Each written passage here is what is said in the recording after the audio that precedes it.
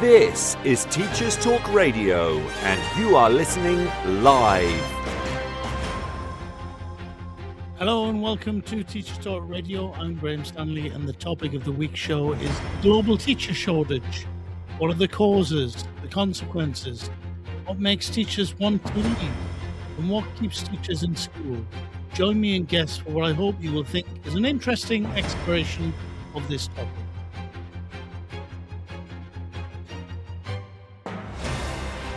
This is Teachers Talk Radio, and you are listening live.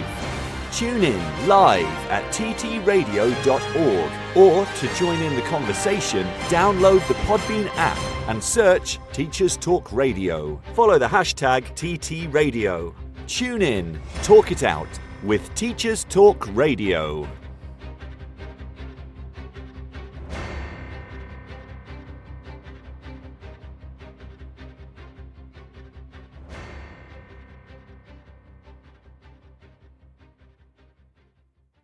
Lots of people are leaving the profession because teaching needs a lot of patience. It was a difficult decision to actually resign, for sure, because I'd got to a point where I'd developed a lot of experience and quite a bit of good reputation within the sort of environment I worked in, and it was hard to leave the students. I think all teachers who eventually leave the profession saying bye to your students for the final time is quite painful.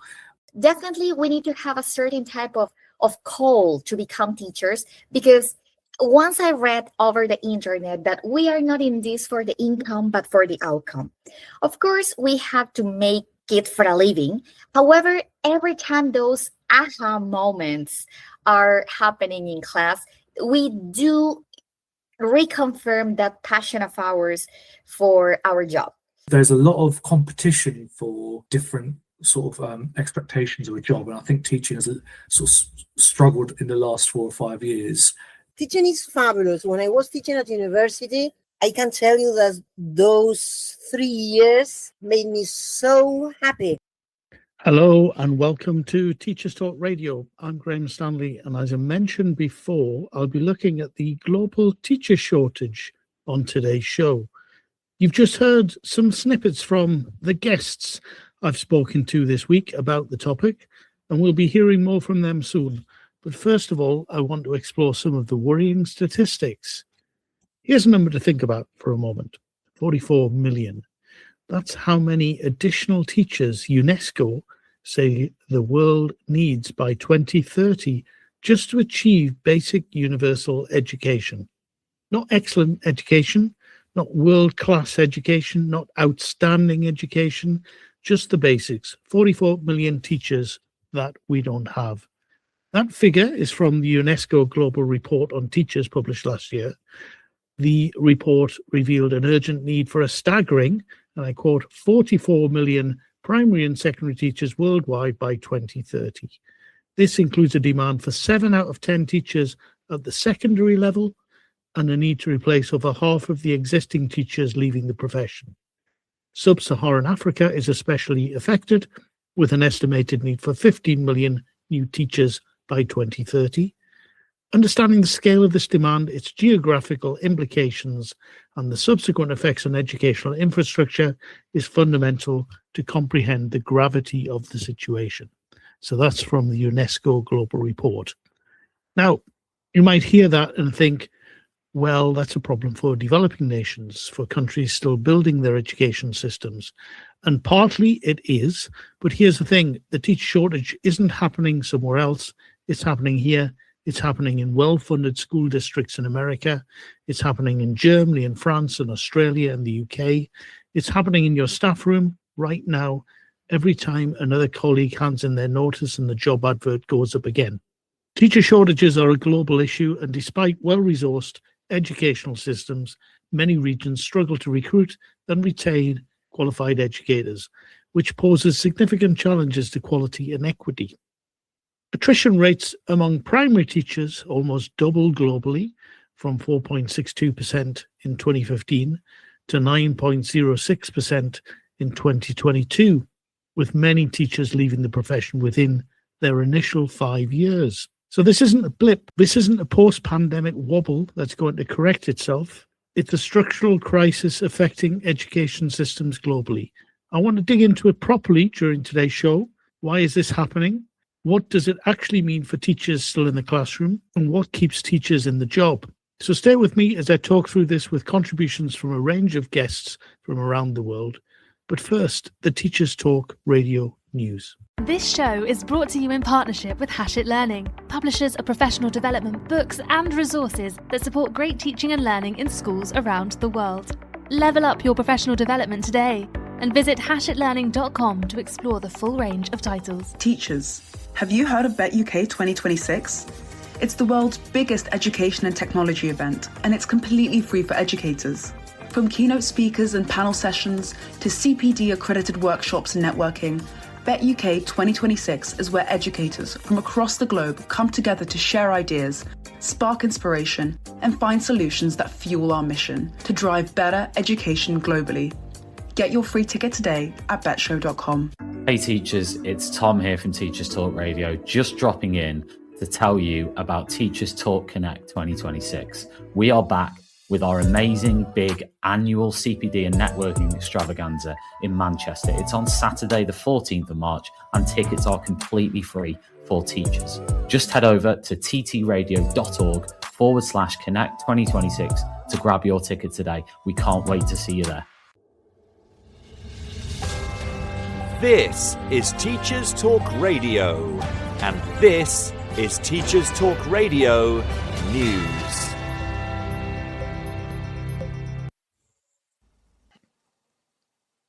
Schools Week reports that leaders are disappointed at what they call a lack of diversity and representation among experts recruited to help write a new national curriculum.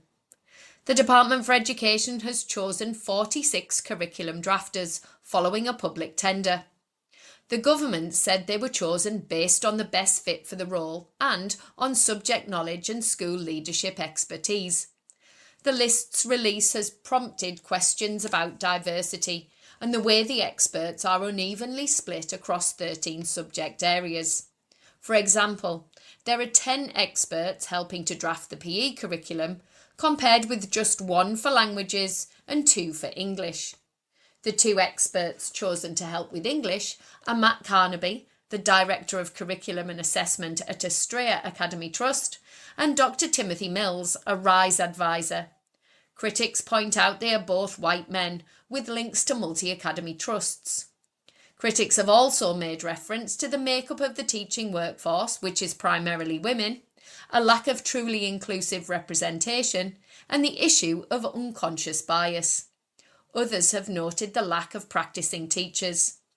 The full list of so-called curriculum drafters and more detail on this story can be found on Schools Week's online news site.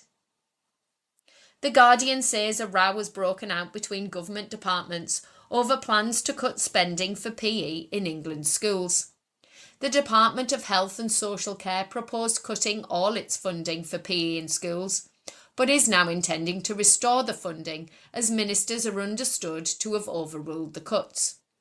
The Department for Education is also planning cuts to PE from its own budgets before changes in the next curriculum review. The changes will guarantee at least 2 hours of PE, but it is hoped they will also involve partnerships with sports bodies that will deliver some efficiencies. Whitehall sources had said the proposed cuts from DHSC and the Department for Education combined had actually threatened the plans and would undermine commitments to increase and improve access to sports for school children. Full details on the Guardian website. TES magazine says Ofsted has admitted to generic wording on its new report cards. Concerns emerged after 12 out of 103 new inspection report cards showed duplicated language, despite different inspectors visiting the schools in question. When approached by TES, an Ofsted spokesman said the watchdog was working to make sure that we employ more bespoke language that speaks to the school's context. Some social media users have speculated that the inspectorate was using AI to complete the new style of reports. This has been denied by the spokesperson. In the next steps section of the report cards, Ofsted inspectors wrote the following in 12 out of 103 reports.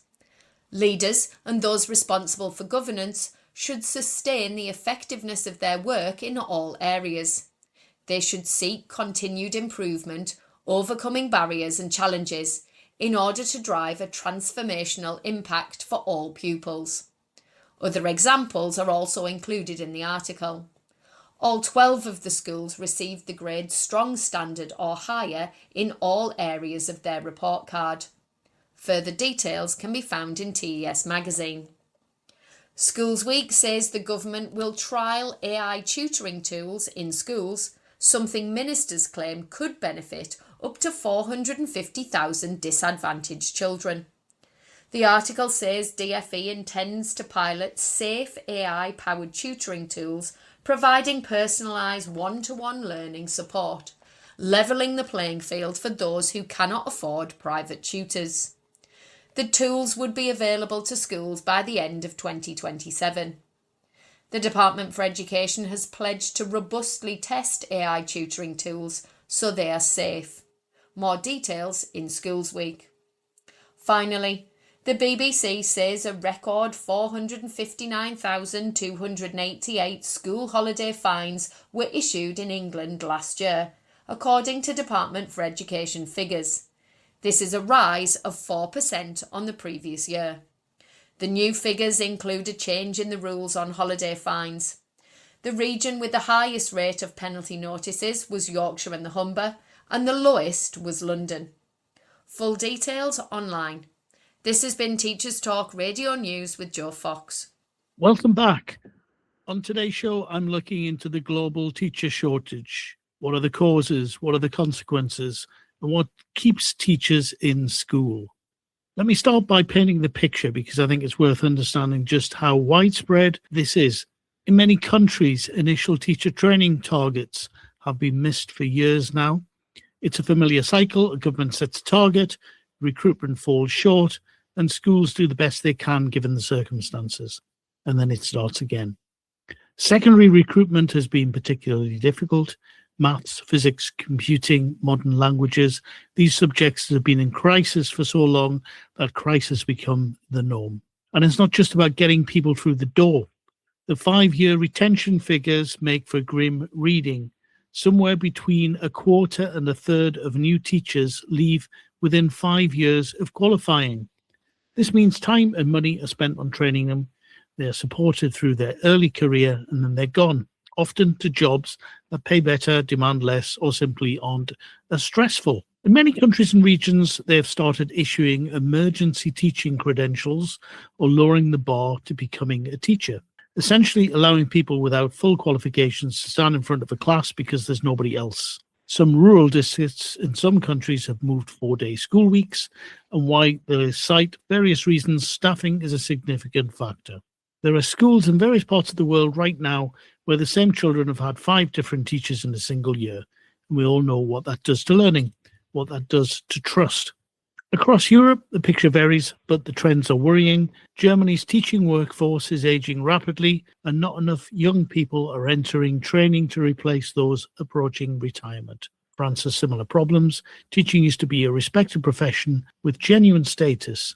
How do some teachers now feel about their standing in society? And then there's the global south, where the challenges are different in scale but connected in cause.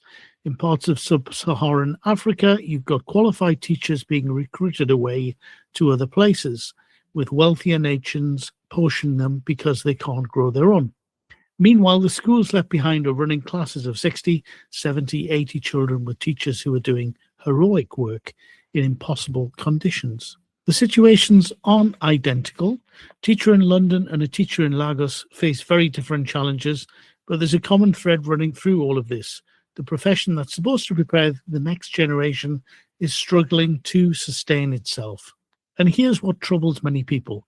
It's not just that we're short of teachers, it's a question of who isn't becoming a teacher anymore. Is the profession attracting enough graduates? It should be that the brightest students are encouraged to become teachers, but many people, when they look at the workload, the pay, the way teachers are spoken about in the press, in society at large, and think no thanks. So that's where we're starting today, a global shortage, a profession under strain, but also, and we'll get to this, a profession that still holds people, that still matters deeply to those who do it. There are thankfully still many teachers who love their job and who wouldn't do anything else. And I'll be looking at this too. But first I want to look at why some teachers are leaving, not just for the obvious reasons, but the things we talk about less, the slow erosions. To begin, let's hear from my first guest, Ashish Sharma, an applied mathematician from the UK. Hi, Graham. Thank you so much for inviting me on the show. So my name is Ashish Sharma. I currently work for like an apprenticeship provider or a tech sort of educational technology firm, delivering apprenticeship training to lots of different companies across the UK. So in a nutshell, corporate training in a way. Prior to this, I've been working in this space for about 3 years. Prior to that, I worked in a sixth form college environment for nearly a decade. Started out as a trainee teacher of mathematics in 2013 and slowly developed into head of department by 2021. And yeah, by which point I'd sort of come to a conclusion that I wanted a bit of a change in my career, and I made some movements to try and do that, and luckily I was able to transition out into this new domain where I'm still using my expertise, but in different ways. And our subject is the global teacher shortage. Why are teachers leaving? What are the reasons, etc.? What's your opinion about this? How has it affected you or the people that you know? I think, Graham, in my perspective, the world of work has changed. Post-COVID, what people want from their jobs has changed massively. I'm in touch with teachers who've left the profession or thinking to leave the profession because they want more flexibility with their life. They want to be with employers who are a little bit more understanding about, juggling family life, like maybe they've got caring responsibilities, and teaching sort of seems incongruent to that. You have to always be at the chalk face. You always have to be in the classroom or on the ground, on the premises. I do believe lots of schools are making efforts to do this. I mean, my son's primary school, for example, a teacher could have I think 1 day every few weeks at home, working from home. So there are movements, across certain schools for this. But when I left teaching, I think those were the pressing concerns for me. And I think people who are graduating from universities now, they want to be, I'm not saying they all want to be work from home or flexibility, but maybe that hybrid environment, they'd like that. They don't want to spend all their time commuting or driving to work.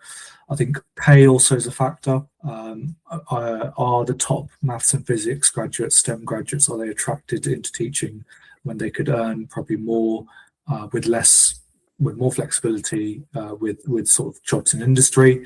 So there's a lot of competition for different sort of expectations of a job, and I think teaching has sort of struggled in the last 4 or 5 years to catch up with this change post-COVID. Yes, thanks, Ashish. And can I ask you, was it a difficult decision to leave teaching? Was it something that you thought long and hard about, or was it something that you knew quite early on that you were going to do at some point? It was a difficult decision to actually resign, for sure, because I'd got to a point where I'd developed a lot of experience and quite a bit of good reputation within the sort of environment I worked in, and it was hard to leave the students. I think all teachers who eventually leave the profession saying bye to your students for the final time is quite painful. But I had made my mind up several months before that I wanted to make a move out. And I wanted to try something different. I even took a pay cut to leave that particular role to join my first private job outside of teaching. So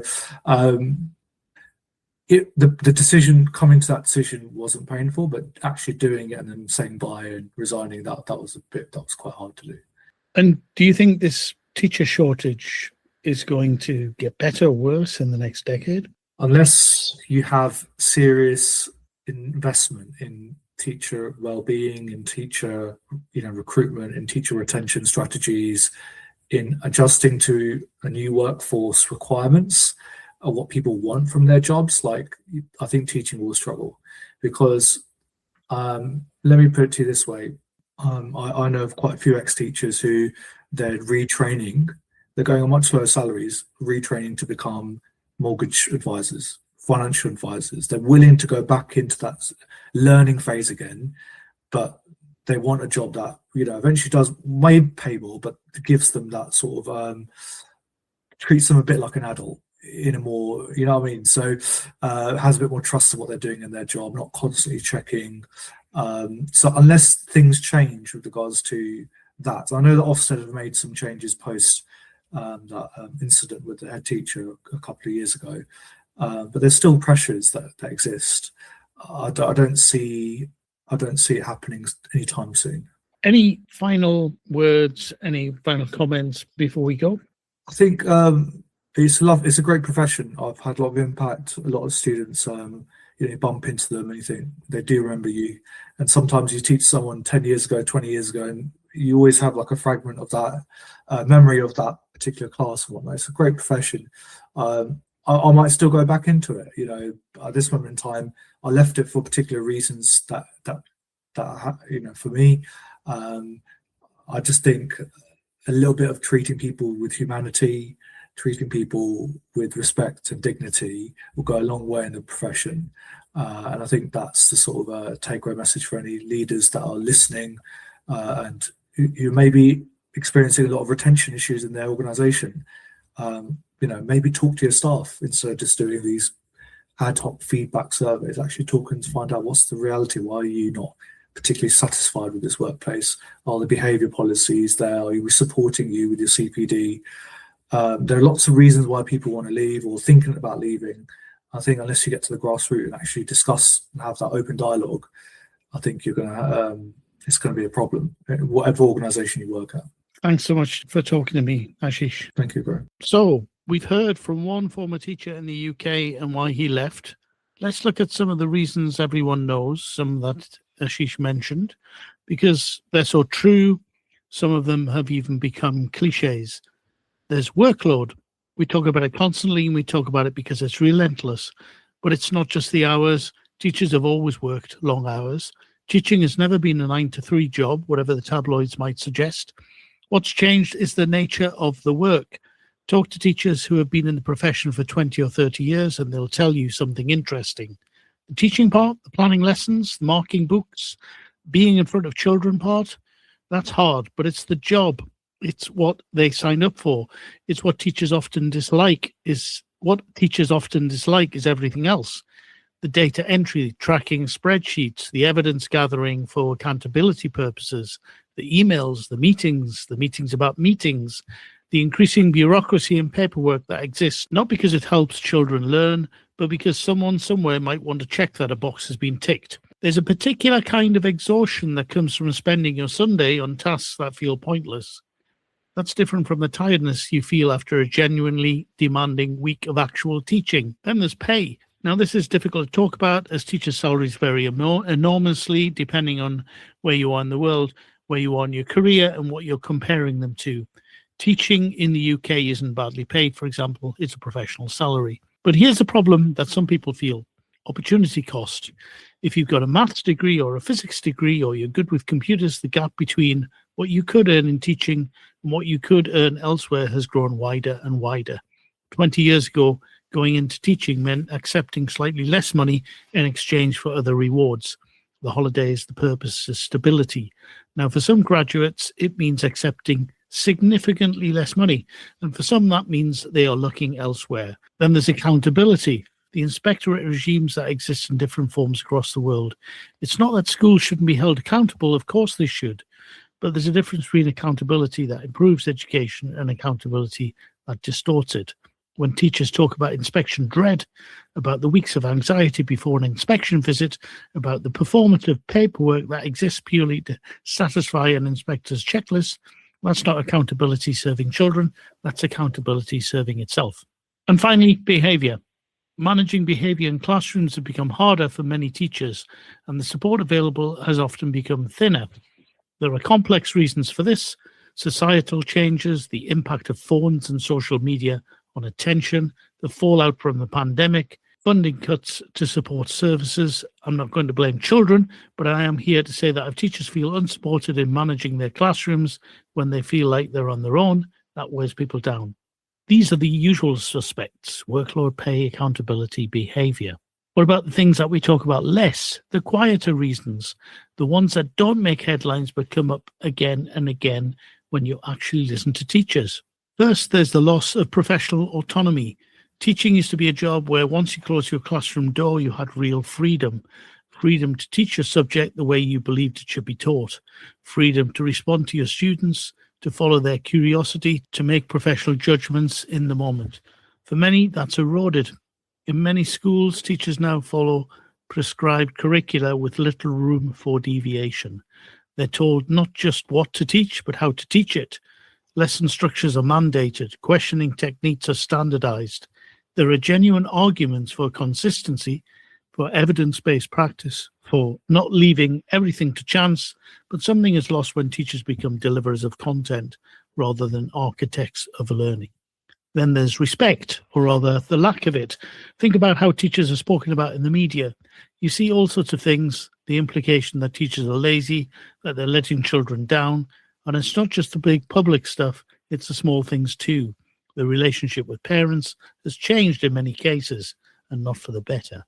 Some parents send critical emails, abusive emails even, at 11 o'clock at night, at the weekends, the assumption that because you get holidays, you can't possibly be tired. I'm sure your eyes roll when you mention what you do for a living and you hear the old adage, those who can't do something end up teaching. None of this on its own is enough to make someone quit, but it accumulates drip by drip. It wears away your sense that what you do is valued. Then there's middle leadership burnout. We talk a lot about classroom teachers leaving, and rightly so, but heads of department, heads of year, assistant heads, these people are exhausted too. They're caught up between the demands of senior leadership above the needs of their teams below.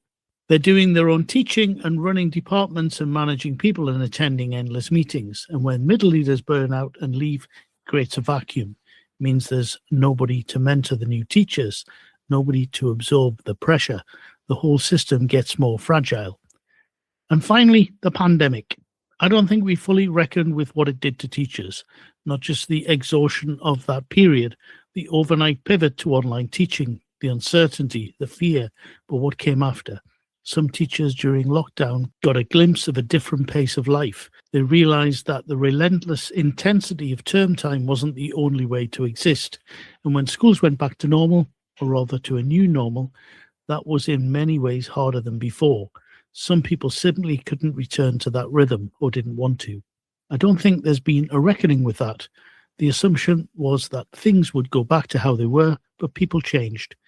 Their sense of what they were willing to do, willing to sacrifice, shifted. Now, let's hear from my second guest, Alicia Lara in Peru. Alicia has a different opinion to Ashish. She's still in education. She still teaches, although she does a lot of other things. Thanks for inviting me to this show. Well, and for everyone who's listening to us, my name is Alicia Lara, and I'm a 47-year-old Peruvian entrepreneur who works in the ELT field. And well, this year it's going to be 28 years in this fascinating teaching world. So what's the main reason you stayed in teaching, in education, and how has it changed since you've been involved? That's a very special question, in fact. Definitely, we need to have a certain type of call to become teachers, because once I read over the internet that we are not in this for the income, but for the outcome. Of course, we have to make it for a living. However, every time those aha moments are happening in class, we do reconfirm that passion of ours for our job. So something that has not allowed me to even think about leaving the teaching world is this about seeing my students smiling or letting me know when they finally understand or understood, depending on the situation, certain pieces of information, how to speak better. Every time they feel happy, of course, I am happy too. And that's when I reconfirm my passion for our job. Workload is something that teachers complain a lot about. If a teacher could remove one thing from their workload, what do you think would have the biggest impact? Well, I have to be very honest with you. And this year, the company I run will become 20 years. So I have been an independent, let's say, teacher. But From time to time, I go back to different schools to substitute friends or, well, help some other colleagues. And the thing is that whenever I have been part of a school, I think one of the most difficult things to handle with is all the documents we do have to create. And in fact, what I got to understand is that teachers do not get lost, but let's say that they feel that they are losing or wasting some important time that they could be investing in their classes as the real classes, instead of having to create and type, of course, documents. Nowadays, we know AI is helping us a lot. However, there is a lack of time as to continue creating those lesson plans and such an amount of documents that I feel my colleagues are not that happy with. Yes. So a lot of the bureaucracy, the paperwork, is that right? Exactly. And do you think the teacher shortage will get better or worse in the next decade? I think that something quite funny is happening, because there are lots of people who feel that they want to share their experiences and their knowledge, of course, with other people. So they do want to become teachers. And it depends on where they are planning to work for. What I mean is the following. As you know, in the official educational system, we need to get a degree in education. And in my case, for example, the mother tongue in Peru is Spanish. So we need to get different international certifications as to certify the English level of ours, and then the methodology and so on. So the point is that if we want to become part of schools, universities, we do need to have certain degrees and international certifications. But you must know, my dear Graham, that since pandemic times allowed many people to create TikTok accounts or Instagram accounts, there are many, in that time they were students who became teachers just by creating short videos on the internet and becoming viral. So in those cases, the latest research, let's say, that I conducted over here told me that that type of teachers who feel happy helping people with their videos on TikTok or Instagram or certain other social media apps do not feel they need to get university or college degrees. They say that they are happy doing this, they are already getting an income, and that the students are happy because they feel they are learning. But on the other hand, people who want to become of schools, universities, institutes need to have those certifications. So let's say that I don't think the shortage will continue happening, but I think it will be a more decisive moment about where do I want to work, what type of institution I want to become part of, or even there is the trend about everyone being entrepreneurs or teacherpreneurs just by creating this account. So there are these two very, let's say, specific situations in the case of teachers. Interesting. What advice would you give to a teacher considering leaving the profession? To someone who's trying to leave our job or profession? Well, I think maybe along our years of experience, there is a certain time or moment when we may feel quite disappointed about some things. Maybe disappointed about the system, maybe disappointed about certain institutions. But I think in that moment, we do need to reconsider why we made that decision and think seriously in a very reflective way. Hey, do I really enjoy what I'm doing? Okay, if I want to get a better income, I should continue specializing and getting certain other certifications or degrees, probably, of course. But do I really want to continue in this area? Because it is a very rewarding one. The only thing that we have to do is to reflect on what we want to continue doing.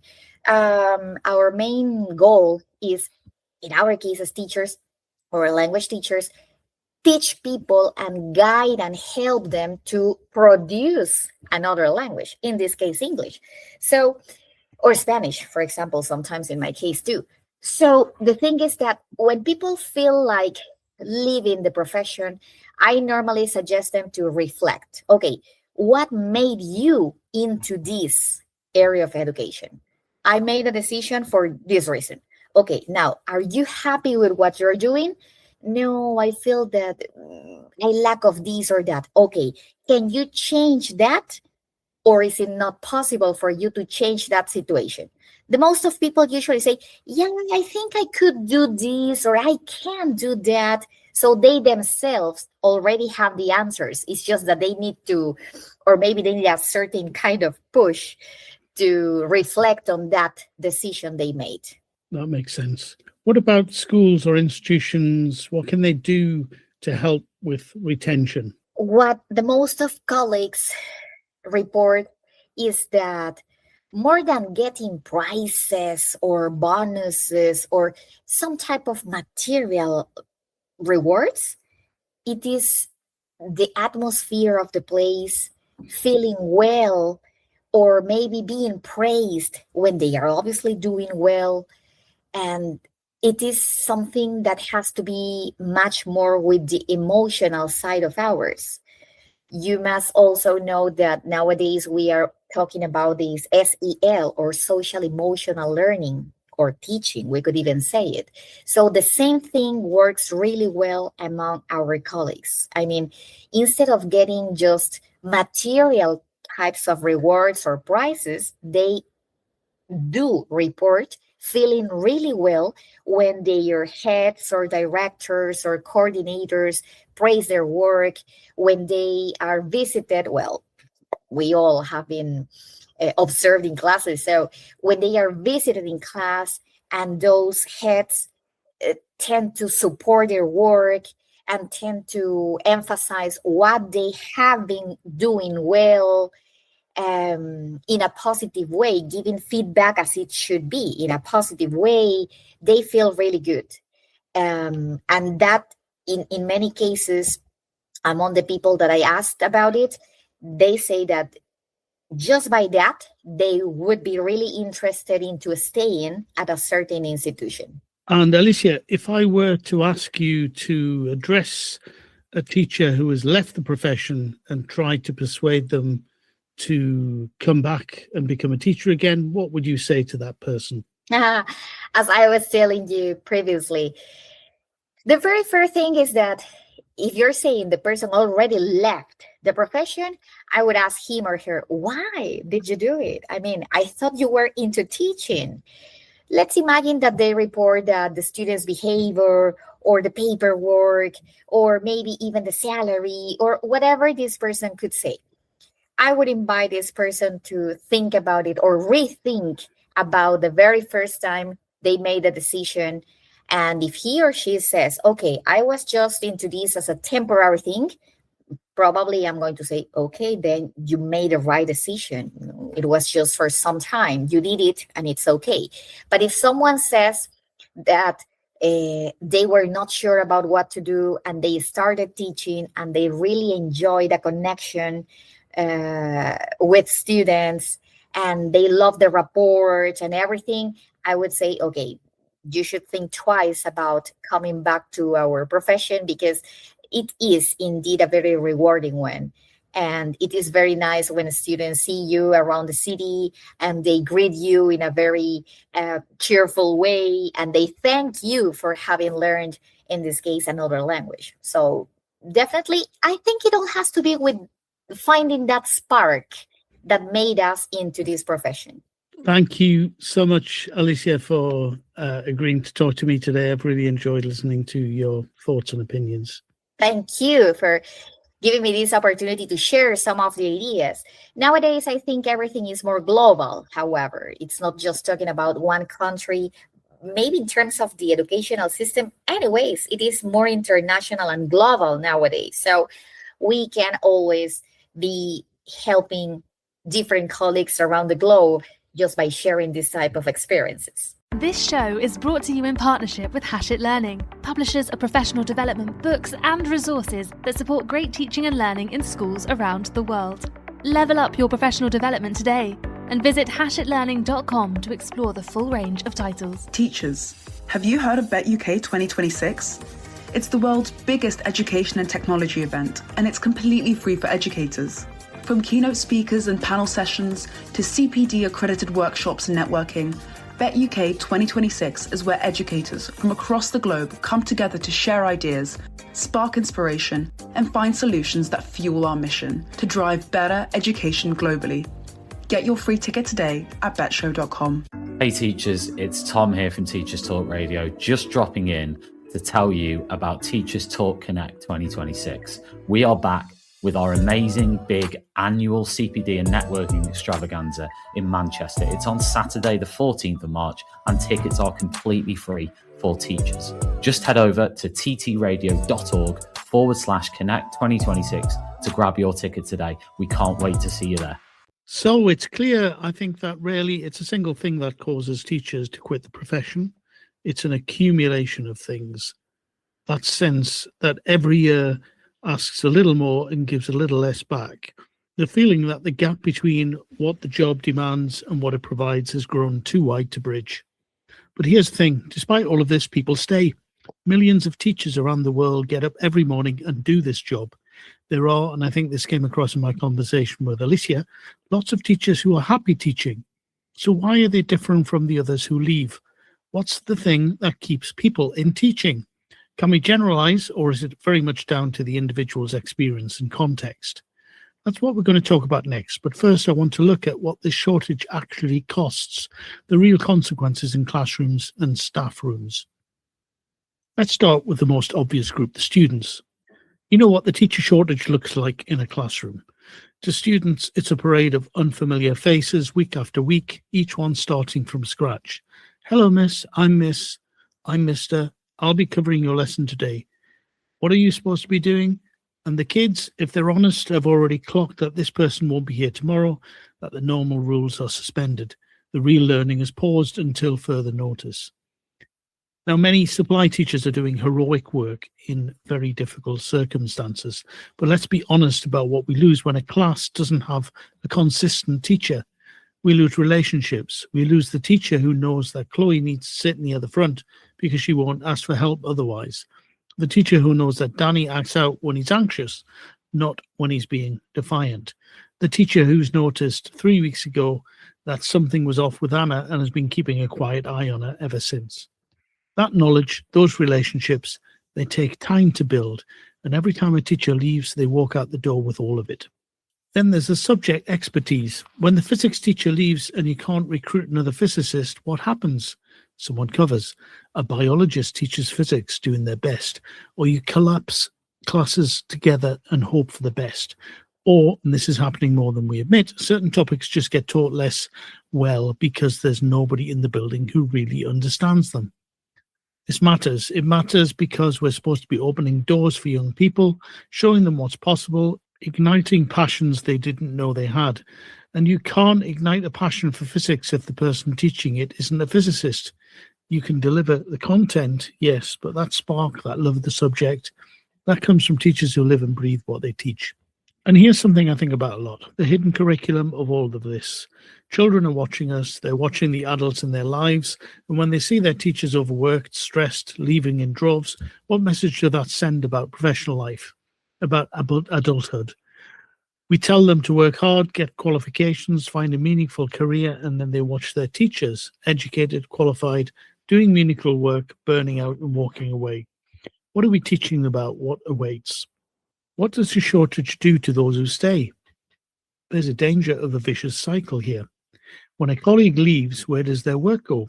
It goes to the other teachers, cover those lessons, pick up that responsibility, take on their tutor group, absorb their clubs and duties. And yes, theoretically, this is temporary, just until another teacher is recruited. But temporary has a way of becoming permanent when the recruitment market is dry. So you end up with teachers losing their free periods to cover, losing their planning time, taking on more and more with no additional capacity. And what happens? They get more tired, more stretched, more likely to think about leaving themselves. And when they do leave, the remaining staff absorb even more. The cycle tightens. In some staff rooms, this has happened over several years. The workload creeps up as the team shrinks. And at some point, you look around and realize that everyone left is running on fumes. Everyone left is one bad week away from seriously considering the door. What does all this mean for teaching as a profession? It's hard to measure, but deeply important. Institutional memory. When experienced teachers leave, they take decades of knowledge with them. They take the understanding of how a particular school works, which approaches have been tried before, why certain things failed and others succeeded. They take mentorship capacity, the ability to guide newer teachers through those brutal early years. And this is crucial. Who mentors the early career teachers when all the experienced teachers have gone? Schools depend on having wise, seasoned colleagues available to support those who are new. When your staff room skews younger and younger because nobody with 10 years experience can bear to stay, that support network gets thinner. What does this mean for the diversity of the profession? Teaching is always attracted to a certain type of person, people who care deeply, who want to make a difference, who are willing to sacrifice something for something meaningful. But we're filtering out people who have other options, other constraints, other obligations. We're left with people who can endure rather than the full range of people who could be brilliant teachers if the conditions were humane. That loss is real, and the effects will be felt for years, maybe decades, even if we turn recruitment around tomorrow. Let's now hear from Alejandra Lucía. Alejandra is a teacher based in Uruguay, and she both loves and doesn't love so much her profession, as you'll soon find out. Could you explain exactly what you do and what you think about the global teacher shortage? Well, first of all, I didn't know that it was global. I can tell you why this shortage here in my country, and also about the desperate efforts to get more teachers involved. I have been teaching since I was still in high school because my classmates asked me to, and because some friends of the families, I don't know, they saw something in me that could make a good teacher. So I have been there for almost 40 years. And I have taught university, kindergarten, primary, secondary companies, one-to-one, whatever, everything. I am now back into high school because I really love teaching with teenagers. I think it's my favorite age group. And what I see is burnout. Burnout because it is too much, because you have to work a lot of hours, because you have a lot of work to do home, like the assessments and the registers and a number of things. And then in this country, 2 or 3 years ago, 4 maybe, there was a big reform of the educational system, which gave us nothing good, but it multiplied by 3 the amount of clerical work that we had to do. So they expected. Do you remember when you were in teachers training, when you had to prepare the class plan with time allotted and this and this and this? Well, you do that when you are studying, but you don't do that every day when you are actually teaching, because you can't. A day has 24 hours. And they started asking for that and more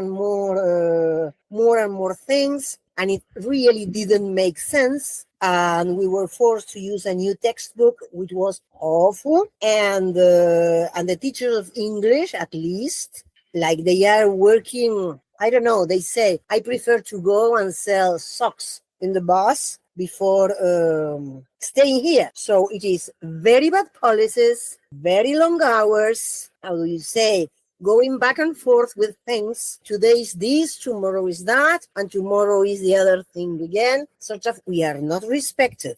This is what we feel, and the people are looking for other alternatives. And then there is another thing, which is that the students have changed a little, obviously, because time goes by and young people are not the same. Now time to shift gears.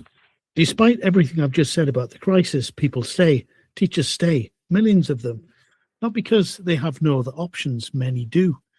Not because they're oblivious to the problems, they live them daily, but because something about this job holds them. What is that something? That's what I want to explore next, following on from what some of my guests have already said. Now, to some extent, it's easy to catalogue what's wrong, but I think it's just important to be honest about what's right, about what keeps people in teaching. When you ask teachers, they don't talk about the holidays, though yes, the holidays help.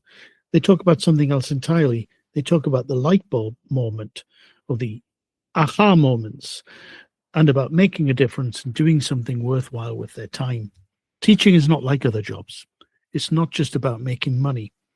Those light bulb moments, you know the ones I mean, that second when a student's face changes, when something clicks, when the concept they've been wrestling with suddenly makes sense and you can see it happen. There's nothing quite like it. You can't manufacture it. You can't predict it. And when it happens, it reminds you why you walked into a classroom in the first place. When you have students who have convinced themselves they can't learn something, for instance, they seem to have completely shut down, and then they're working on something. You watch a student work through something on their own, and when they get to the answer and realize it's right, the way they look at you with that expression of genuine surprise is worth its weight in gold. Like they've discovered they can fly. That moment, it's worth 6 months of bad days. Then there are the relationships, the one that build over time. A student you taught 3 years ago still waves at you in the corridor. The family where you've now taught all 3 siblings and the parents stop you at parents' evening just to say thank you. The sixth former who comes back to visit after their first term at university and tells you your class is why they chose their degree. These things can't be quantified, but they're real and they matter. And if you've experienced them, you know exactly what I'm talking about. There's also the intellectual satisfaction. If you love your subject, teaching it is a privilege. You get to spend your days immersed in the thing you find fascinating. You get to share it with people who are encountering it for the first time. You get to watch someone discover that history isn't boring, that poetry isn't pointless, that science is stranger and more wonderful than they ever imagined. And then there's creativity. Even within the constraints, there's space to create. The lesson you designed yourself that just worked. The activity you invented on a whim that you've now used for 10 years because it never fails. The way you explain that tricky concept that's yours, that came from your brain, that no textbook could replicate. Teaching at its best is a creative act. It's performance and improvisation and problem solving all at once, live, with no second takes. And when it goes well, when you're in the flow, when the class is with you, when the learning is happening, there's a feeling that's hard to describe to anyone who hasn't experienced it. It's exhausting and exhilarating at the same time. And finally, there's your colleagues, the staff room, the people who get it because they're living it too, the friend who notices you're struggling and quietly takes something off your plate without being asked, the mentor who talked you off the ledge in your second year, the team that pulls together when things get hard because that's just what you do. I also think it's worth acknowledging that some places do get things right. Not perfectly, not always, but enough to make a difference. Some schools do an excellent job of supporting teachers and learners, where the leadership team actively guards teachers' capacity to prepare, to think, to breathe. Some school leaders filter pressure rather than amplifying it. Heads can absorb the anxiety from above instead of passing it down. They say to their staff, don't worry about that initiative. I'll handle the paperwork. You focus on your teaching. That kind of leadership doesn't make the external pressures disappear, but it changes how they land. It creates space for teachers to do their jobs. Then there's professional development that can really help teachers develop as professionals. It's genuine investment in teachers' growth, time to collaborate, opportunities to observe and be observed without judgment, access to research and the space to engage with it, the feeling that you're still learning, still improving, still becoming better at the craft. That matters.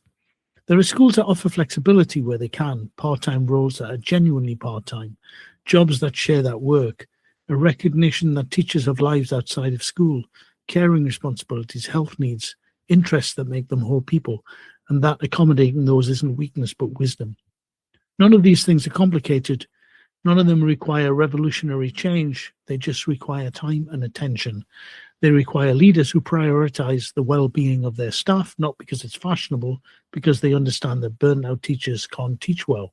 So, if a new teacher came to you bright-eyed and hopeful and asked you why you've stayed in the profession, what would you tell them?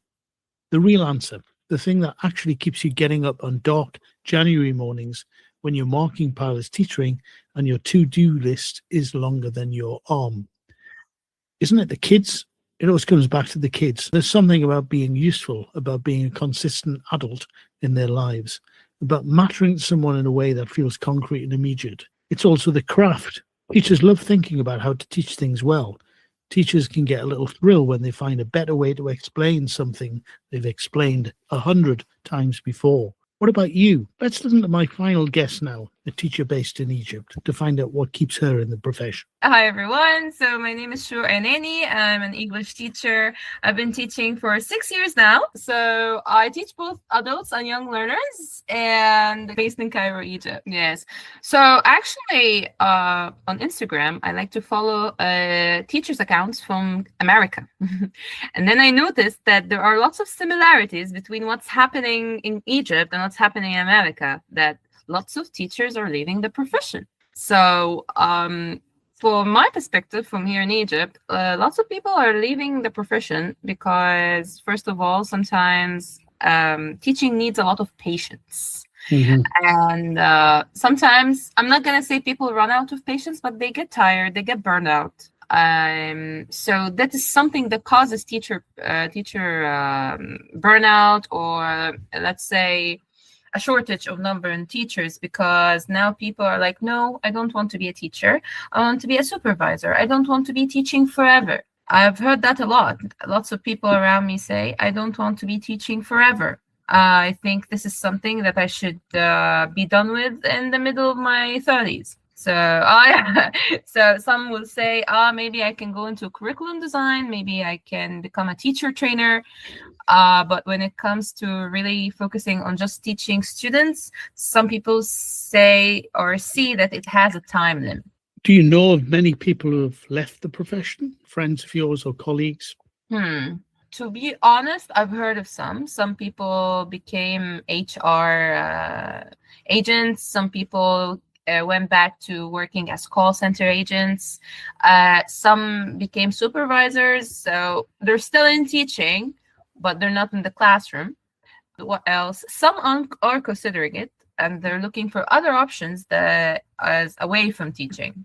And what advice would you give to someone who is thinking about leaving? I would say that you should make a list of pros and cons. This is what I do when it comes to anything in my life. Pros and cons. And if you notice that the pros are more than the cons, so why not just find a way to maybe restructure your life, avoid the burnout. But if you find that you're finding lots of cons, so maybe you should take a break. I'm gonna be honest. I'm someone who really loves my job, but I do recognize the toll that it takes. So sometimes the system itself can be a little bit overbearing. I'm not gonna say, like, sometimes teachers are overworked. So it does take a lot of energy, it does take a lot of effort, patience. So I think that a healthy teacher is a great teacher, and people should just reevaluate their life. And what do you think a school or institution can do to help teachers stay in the profession or to keep them? Listen to them, give them space to share their grievances, like how they feel, do mental checkups. Like, the feeling of being heard on its own is actually very healing. So when schools listen to the teachers and respond in a way that makes us feel, okay, I'm being listened to, people actually care about me being there, people actually want me to be there. So making teachers feel appreciated for the work that they do. that actually gives you a boost. Very good advice. And Shrouk, do you have any final words for teachers? So my final words are going to be, well, when I took my CELTA 3 or 4 years ago, I wanted to stop teaching right after I took it. So it took me some time to reflect upon what I really want to do. And then I remembered why I entered this profession, because I wanted to help people improve in whatever shape or form. So my advice is that look deeper within yourself and decide, why are you really here? Why are you a teacher? And maybe you'll find the answer inside. I feel like this is cliche, but it does work. Finally, I put a call out on LinkedIn before the show asking for teachers, those who used to be and those who still are teachers, to respond to a series of questions related to the teacher shortage. I want to share a few of what was sent in because I think these voices say a lot about it. The first question was, what's the main reason you've stayed in teaching and has it changed for you over the years? Heba El Rafi, a certified academic coordinator in Egypt, says, teaching is still the most rewarding and enjoyable thing I've ever done in my whole life. Over the years, it's changed to better serve the needs of different learners. It's become more tailored, more learner-centered, and is always fun. Catherine Clark in the UK has said, I actually left a couple of years ago, and then I came back in the summer. For me, it was that I missed the interaction with students and passing my love of maths on firsthand. I wanted to make a difference and see it play out in real time. I wanted to give students better opportunities in life through the qualifications I helped them earn. Even working at an educational charity didn't do that in the same way for me. Then we have Derek Ferguson, a language training executive in France. When you get a really good class and everything just seems to work, a bit like hitting a great golf shot, I imagine, and you want that to happen again. The second question I asked was, if you could remove one thing from your workload tomorrow, what would have the biggest impact? Heba said, teaching too many classes. I feel I can do better when I teach fewer classes a day. This directly impacts the quality of my teaching and my learners' satisfaction. Catherine says, if you could remove one thing, well, evidencing my practice and choices, it adds to my workload to have to write down or log the decisions I make in specific ways so that it's uniform rather than a way that truly supports the way that my own brain works, and in some cases doubles my workload. And Derek says, marking. Question number 3, do you think the teacher shortage will get better or worse in the next decade, and why? Heba says, if teachers continue to be underpaid, the situation will definitely worsen.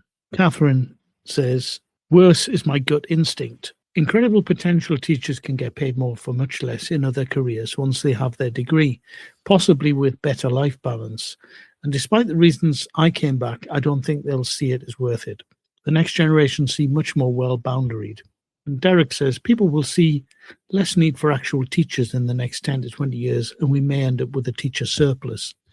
That's very interesting, isn't it? And Rebecca says, no, declining student numbers and declining jobs for graduates was the reason. Although it will still be horrendous trying to get teachers to work in the toughest school. Question number 4 was, what advice would you give to someone considering leaving the profession? Catherine says, potentially to try a new school or environment first, or to stay part-time and do something adjacent, like teacher training. Derek says, I came to teaching from another profession. Don't leave. Find other ways of teaching. Embrace the change. Question number 5 was, has your school institution done anything that generally helped with retention? What worked? Yes, says Heba. There has been a lot of investment in my professional development. Catherine says, I have a hybrid role. That means I teach and mentor in schools 4 days a week and 1 day off.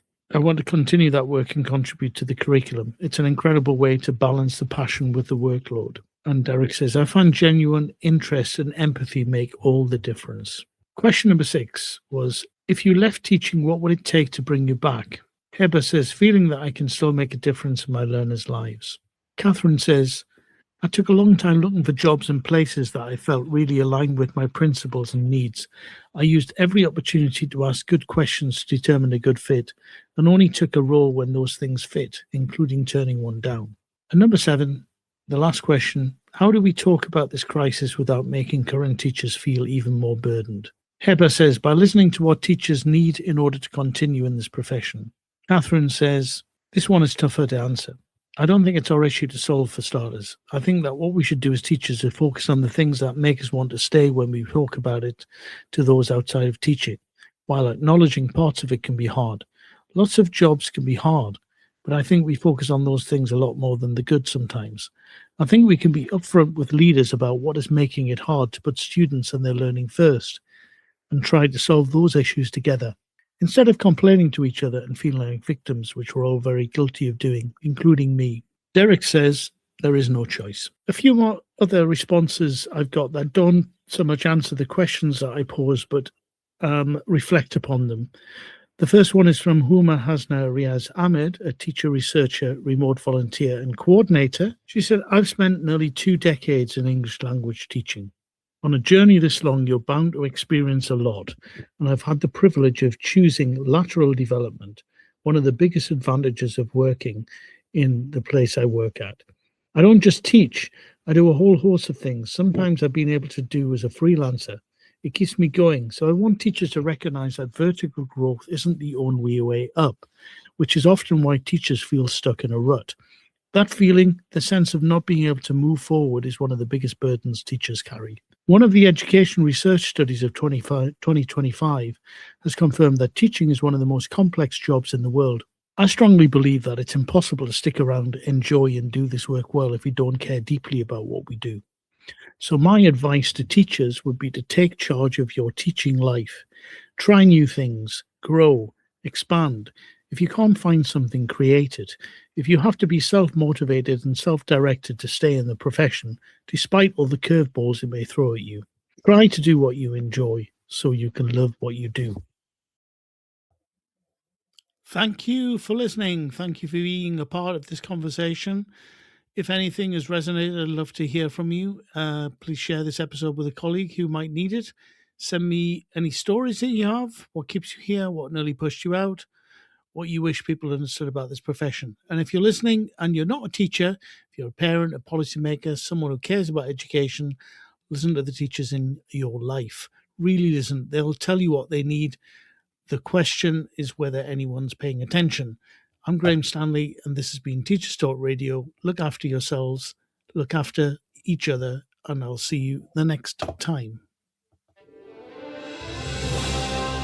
You've been listening to Teachers Talk Radio. Tune in live and listen back at ttradio.org. We look forward to hearing from you next time on Teachers Talk Radio.